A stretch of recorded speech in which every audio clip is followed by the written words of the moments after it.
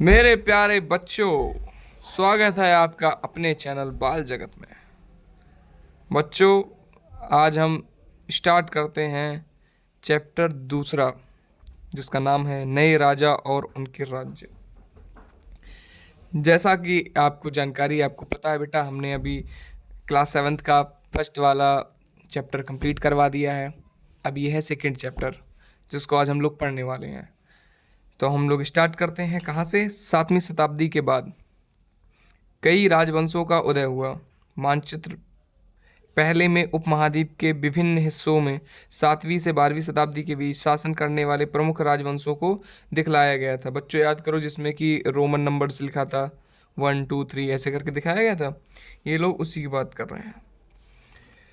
और ये वाला देखो मानचित्र, ये इसका मानचित्र पहला, ये देखो, ये देखो, ये उसमें नंबर दिया गया था और इसमें बाकायदा उन्होंने लिखा हुआ है। आगे देखते हैं नए राजवंशों का उदय। जो नए राजवंश हैं उनका कैसे उदय हुआ, मतलब वो कैसे बने। ठीक है, तो 7वीं सदी आते आते उपमहाद्वीप के विभिन्न भागों में बड़े भूस्वामी और योद्धा सरदार अस्तित्व में आ चुके थे। मतलब जो बड़े बड़े भूस्वामी, इनके पास, जिनके पास बहुत सारी जमीन थी, वो लोग अब आ गए थे उस टाइम में, जिस समय की ये बात हो रही नहीं, 7वीं सदी के स्टार्टिंग में, है ना।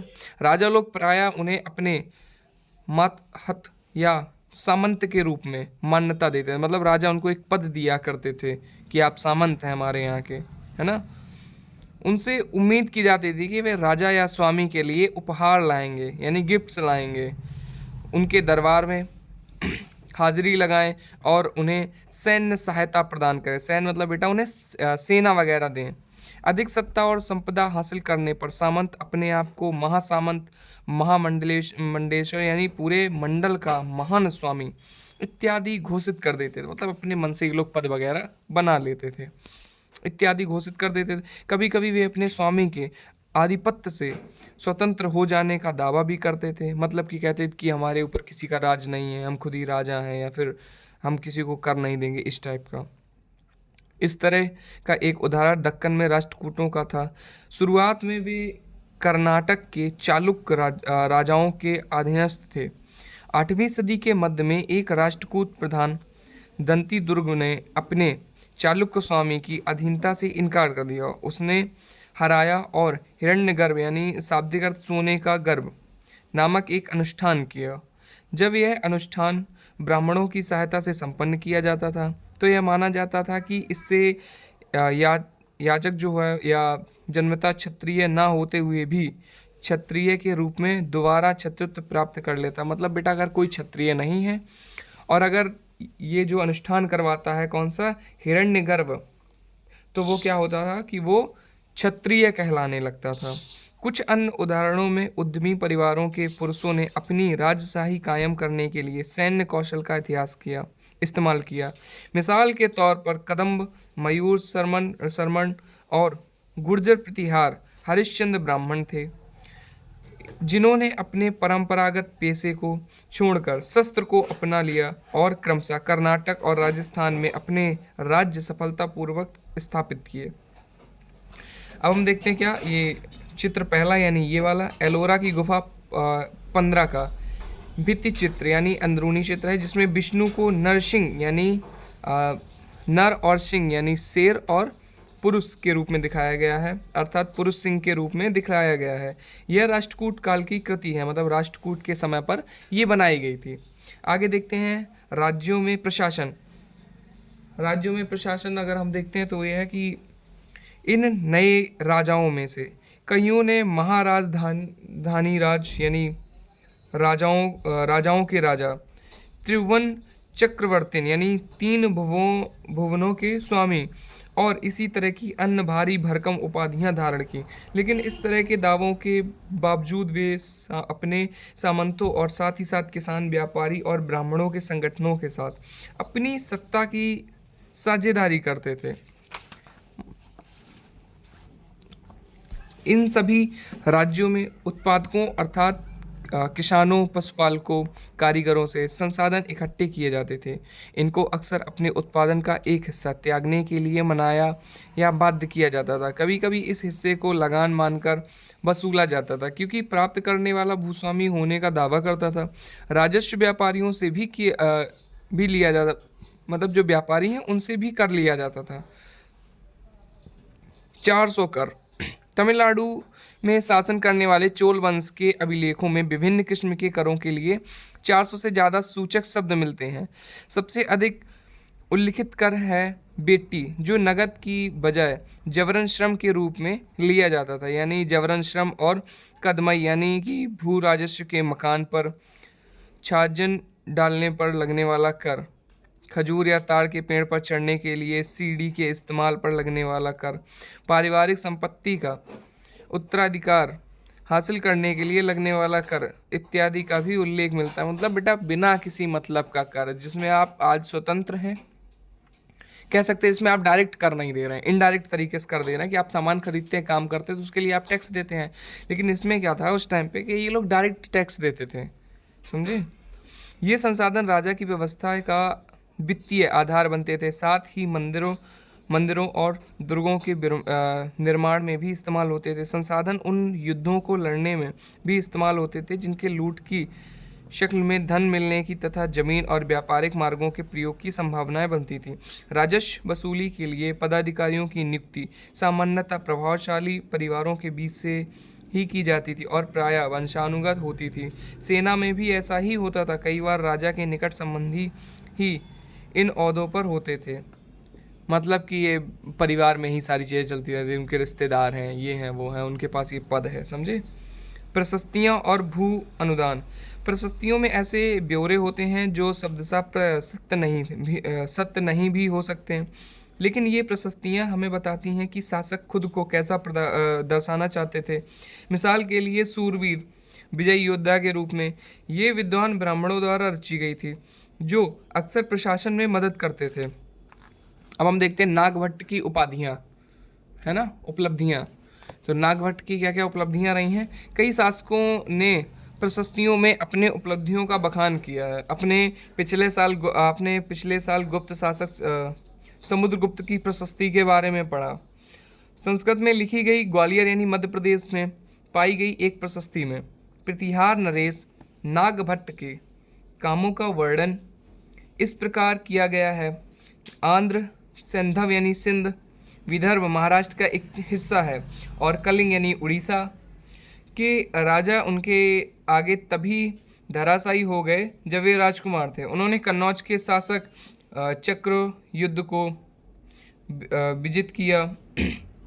उन्होंने बंग यानी बंगाल का हिस्सा, अनर्त यानी गुजरात का हिस्सा, मालवा मध्य प्रदेश का हिस्सा, किरात यानी वनवासी, तुर्क यानी तुर्क, वत्स मत्स्य दोनों भारत के उत्तर भारत के राज्य हैं, राजाओं को पराजित किया था। ये आपने पढ़ा था कब, क्लास 6 में जब आप थे, है ना। तो राजा लोग प्रायः ब्राह्मणों को भूमि अनुदान से पुरस्कृत करते थे। ये ताम्रपत्रों पर अभिलिखित होते थे जो भूमि पाने वाले को दिए जाते थे।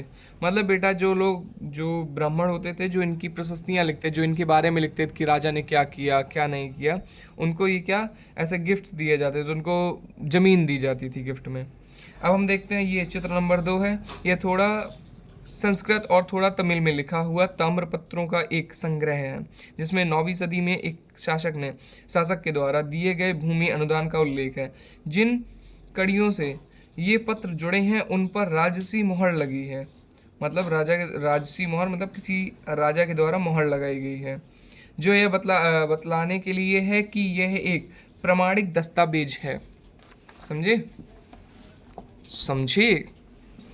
आगे देखते हैं भूमि के साथ क्या क्या दिया जाता था, मतलब और भी भूमि के साथ गिफ्ट वगैरह क्या दिए जाते थे। यह चोलों के द्वारा दिए गए एक भूमि अनुदान की तमिल भाग का एक अंश है। हमने मिट्टी के मेड़े बनाकर साथ ही कांटेदार झाड़ियाँ लगाकर भूमि की सीमाओं को चिन्हित कर दिया है। इस भूमि पर ये चीज़ें हैं: फलदार वृक्ष, पानी, भूमि, बगीचे, फलोद्यान, पेड़, कुएं, खुली जगह, चारागाह, एक गांव, उसके बाद बावी आप जानते हैं क्या होता है? चबूतरे, नहरें, खाइयाँ, नदियाँ, और उसके बाद दलदली ज़मीन, हौज, अन्नागार, मछलियों के तालाब, मधुमक्खियों के छत्ते और गहरी झीलें। ये देखो जो हौज है ना, अन्नागार है और बाबी, इसके बारे में आप लोग बताएंगे क्या होता है। ठीक है। जिसे यह भूमि मिलती थी वह इससे कर वसूली कर सकता था।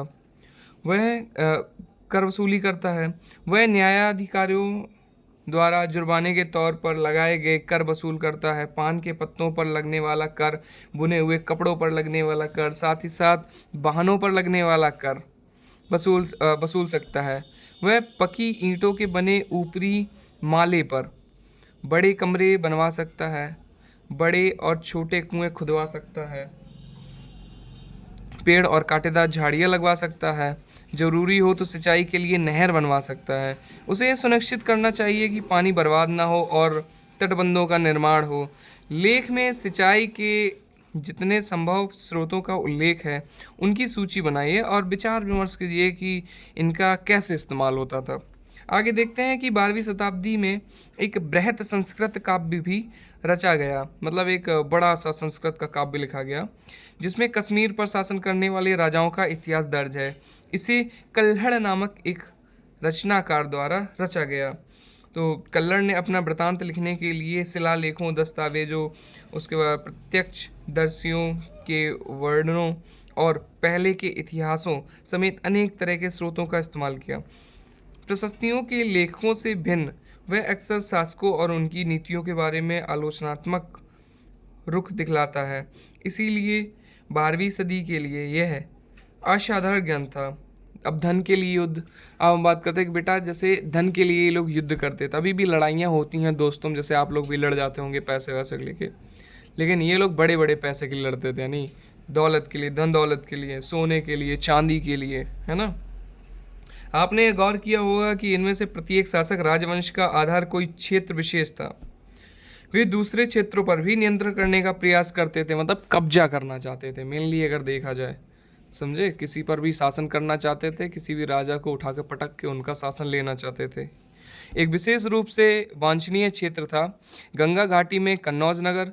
गुर्जर, प्रतिहार, राष्ट्रकूट और पाल वंशों के शासक सदियों तक कन्नौज के ऊपर नियंत्रण को लेकर आपस में लड़ते रहे। कौन कौन? ये गुर्जर, प्रतिहार, राष्ट्रकूट और पाल वंश। ये केवल किस लिए लड़ रहे थे? कन्नौज के लिए, कि हम कन्नौज पे राज करेंगे। वो कह रहे हैं हम कन्नौज पे राज करेंगे, इसलिए। चूंकि इस लंबी चली लड़ाई में 3 पक्ष थे, इसीलिए इतिहासकारों ने प्राय इसकी चर्चा त्रिपक्षीय संघर्ष के रूप में की है। जैसे कि हम देखें पृष्ठ 62 और 66 में। शासकों ने बड़े मंदिरों का निर्माण करवाकर भी अपनी सत्ता और संसाधनों का प्रदर्शन करने का प्रयास किया। इसीलिए जब वे एक दूसरे के राज्यों पर आक्रमण करते थे तो मंदिरों को भी अपना निशाना बनाते थे, जो कभी कभी बहुत अधिक संपन्न होते थे। आप इसे आगे पढ़ेंगे, जो कि अध्याय 5 में आपको मिलेगा, चैप्टर 5 में, है ना। ऐसे ही आगे देते हैं अफगानिस्तान के गजनी का सुल्तान महमूद ऐसे शासकों में से सबसे प्रसिद्ध है। उसने 997 से 1030 तक शासन किया और अपने नियंत्रण का विस्तार मध्य एशिया के भागों, ईरान और उपमहाद्वीप के उत्तर पश्चिमी हिस्से तक किया। किसने? गजनी ने, महमूद गजनी, है ना। ये गजनी का था सुल्तान महमूद। वह लगभग हर साल उपमहाद्वीप पर हमला करता था। उसका निशाना थे संपन्न मंदिर, जिसमें गुजरात का सोमनाथ मंदिर भी शामिल था। महमूद जो धन उठा ले गया, उसका बहुत बड़ा हिस्सा गजनी में एक वैभवशाली राजधानी के निर्माण में खर्च हुआ। सुल्तान महमूद अपने द्वारा जीते गए लोगों के बारे में भी कई बातें जानना चाहता था और अपने अल बिरूनी नामक एक विद्वान को इस उपमहाद्वीप का लेखा जोखा लिखने का काम सौंपा। किसको? अल बिरूनी को। अरबी में लिखी गई उसकी कृति किताब अल हिंद, कौन सी किताब? अल हिंद, आज भी इतिहासकारों के लिए एक महत्वपूर्ण स्रोत है। अल बिरूनी ने इसे तैयार करने के लिए संस्कृत के विद्वानों से परामर्श किया। युद्ध करने वाले दूसरे राजाओं में चहमार भी थे। कौन? चहमार, जो बाद में चौहान के रूप में जाने गए। वे दिल्ली और अजमेर के आसपास के क्षेत्र पर शासन करते थे। उन्होंने पश्चिम और पूर्व की ओर अपने नियंत्रण क्षेत्र का विस्तार करना चाहा, जहां उन्हें गुजरात के चालुक्यों और पश्चिम उत्तर के गहड़वालों से टक्कर लेनी पड़ी। चाहमारों का सबसे प्रसिद्ध शासक था पृथ्वीराज तृतीय, जो कि 1168 से 1152 तक इन्होंने राज किया, जिसने सुल्तान मोहम्मद गौरी नामक अफगान शासक को 1191 में हराया, लेकिन दूसरे ही साल 1192 में उसके हाथों को हार गया। देखिए बेटा, इसमें जो लिखा है वो तो आप पढ़ ही रहे हैं, लेकिन ऐसा कुछ नहीं है, हार नहीं गया। ये एक राजनीति थी, और राजनीति ही नहीं बल्कि बहुत छिछोरापंती थी जो इनके साथ की गई। पृथ्वीराज चौहान के बारे में कभी आपको डिटेल से बताएंगे। उन्होंने बहुत बार मोहम्मद गौरी को छोड़ा, और इसलिए छोड़ा ताकि उसके पास हथियार नहीं बचते थे। दौड़ा दौड़ा के मारा है उसको, और फाइनल में जाके उनके साथ गद्दारी की गई, तब उनको पकड़ा गया। बाकी इतिहास में तो कुछ भी लिख दिया जा रहा है, इस चीज़ का हम दावा कर रहे हैं कि कुछ भी लिख दे रहे हैं, ठीक है। बाकी की चीज़ें आपको अगले वाले चैप्टर में पढ़ाएंगे, जो नेक्स्ट वीडियो आएगा उसमें पढ़ाएंगे, ठीक है। तब तक के लिए वीडियो को लाइक कर दीजिए, शेयर कर दीजिए।